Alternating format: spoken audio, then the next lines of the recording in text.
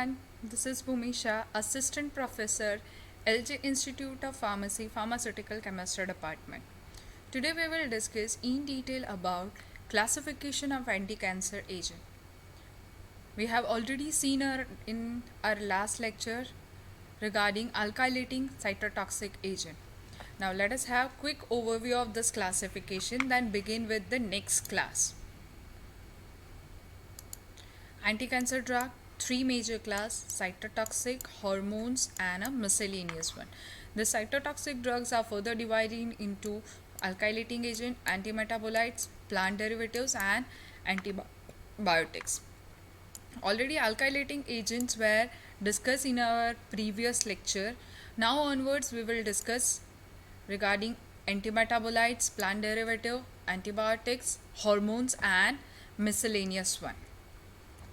Now, antimetabolites drugs. These are the drug that interferes with the metabolic pathway which involves in a DNA synthesis. Basically, these antimetabolites are divided into three classes: folate antagonist, purine antagonist, and pyrimidine antagonist. Folate antagonist example is methotrexate. Now, these folates are essential for the synthesis of purine nucleotides and pyrimidine nucleotides, which is required for DNA synthesis during cell division. How? Ultimately, this folate, with the help of enzyme dihydrofolate reductase, converts into dihydrofolate and tetrahydrofolate, which is needed for purines and pyrimidine nucleotide synthesis. But due to defects in this or inhibition through this methotrexate, there is no formation of purine and pyrimidine nucleotide, which is needed for DNA and RNA synthesis. If it is not formed, so ultimately it interferes or it inhibits the cell mitosis process. This is the structure of methotrexate. Same with a different pictorial representation. Folic acid inhibit the enzyme and so there is no formation of tetrahydrofolate, and so ultimately it inhibits purines and pyrimidine nucleotide synthesis, which is a building block of DNA and RNA. Next, purine antagonist: 6-mercaptopurine, 6-thioguanine, azathioprine, and fludrabine. These are the structure of 6-mercaptopurine, thioguanine, and azathioprine. So instead of adenine, the 6-mercaptopurine enters into a building block DNA. Same way, instead of uracil and cytosine, they add 5-fluorouracil and cytarabine. So that leads to faulty DNA and RNA synthesis, means which is not having their actual function. Now, purine antagonist. 6-mercaptopurine is the thiol analog of hypoxanthine. The 6-mercaptopurine and 6-thioguanine, this were the first analogs which is having their beneficial effect for the treatment of neoplastic diseases. Now, how they act? So ultimately, the 6-mercaptopurine, they enters in a cell and converts into their nucleotide analogs. That nucleotide analog inhibit first step of de novo purine ring biosynthesis, and so we have non-functional RNA and DNA. Now, how they form this nucleotide?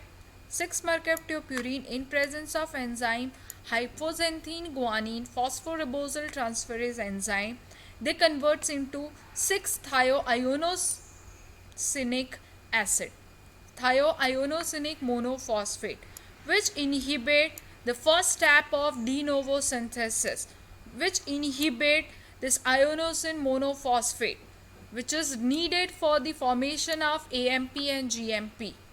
If this inosine monophosphate is inhibited, the further formation of AMP and GMP is inhibited.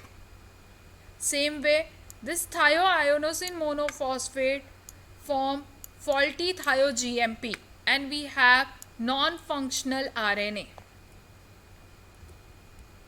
Same mechanism. The next is pyrimidine antagonist. Drug is fluorouracil, fluoxuridine, cytarabine. Fluorouracil. These are the structures of fluorouracil, fluoxuridine and cytarabine. Now how they act? This 5-fluorouracil, they competes with deoxyuridyl monophosphate for thymidylate synthesis, right? We have a conversion of DUMP to TMP, but this 5-fluorouracil competes with this for the formation of thymidylate monophosphate, which is needed for DNA synthesis. But if this 5-fluorouracil binds in place of DUMP, there is less production of thymidine, and so that leads to imbalanced cell growth, and ultimately DNA synthesis decreases. So that is all about their cytotoxic agent, or antimetabolites. The next, plant derivative, which is further divided into three classes: Vinca alkaloid, Texane derivatives and Podophyllum alkaloid. Vinca alkaloids are vincristine, vinblastine and vindesin. They inhibit mitosis process. How? They binds to the tubulin and inhibits its polymerization to microtubules and prevents spindle formation in a dividing cell, and causes, or it arrests the cell at metaphase in a mitosis process.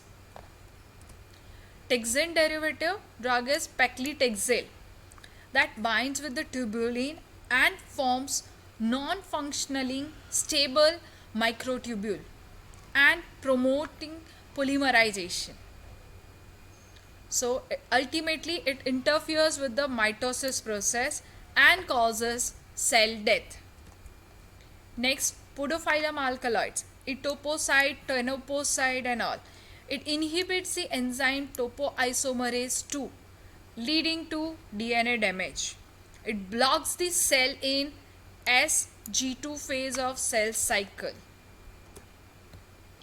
Next class of drug as a cytotoxic agent is antibiotic.